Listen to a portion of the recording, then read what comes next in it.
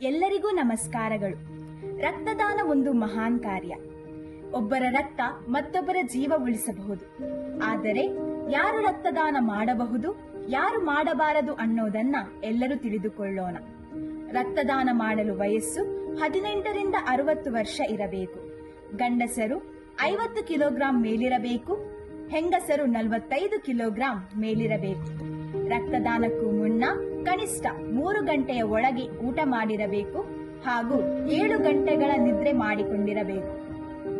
ಗಂಡಸರು 3 ತಿಂಗಳಿಗೆ ಒಮ್ಮೆ, ಹೆಂಗಸರು 4 ತಿಂಗಳಿಗೆ ಒಮ್ಮೆ ರಕ್ತದಾನ ಮಾಡಬಹುದು.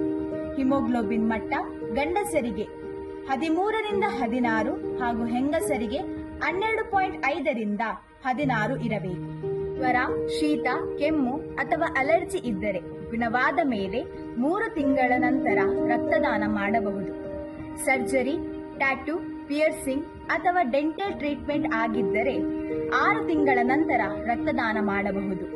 ಮಲೇರಿಯಾ, ಟೈಫಾಯ್ಡ್, ಚಿಕನ್ ಪಾಕ್ಸ್ ಅಥವಾ ದೊಡ್ಡ ಸರ್ಜರಿ ಆಗಿದ್ದರೆ 1 ವರ್ಷ ಕಾದು ನಂತರ ರಕ್ತದಾನ ಮಾಡಬಹುದು. ಹೃದಯ ರೋಗ, ಡಯಾಬಿಟಿಸ್, ಅಸ್ತಮಾ, ಕ್ಯಾನ್ಸರ್, ಲಿವರ್ ಹಾಗೂ ಕಿಡ್ನಿ ರೋಗ, ಹೆಪಟೈಟಿಸ್, ಎಪಿಲಿಪ್ಸಿ ಇವು ಇದ್ದವರು ರಕ್ತದಾನ ಮಾಡಬಾರದು.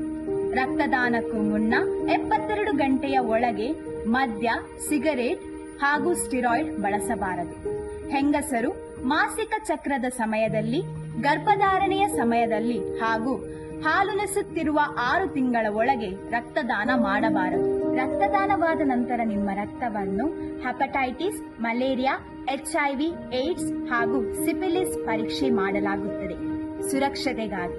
ಹಾಗಾಗಿ ನಿಮಗೆ ಸಾಧ್ಯವಾದರೆ 1 ಬಾರಿ ರಕ್ತದಾನ ಮಾಡಿ. ನಿಮ್ಮ 1 ದಾನವು 3 ಜೀವಗಳನ್ನು ಉಳಿಸಬಹುದು. ರಕ್ತದಾನ ಮಾಡಿ, ಜೀವದಾನ ಮಾಡಿ. ಧನ್ಯವಾದಗಳು.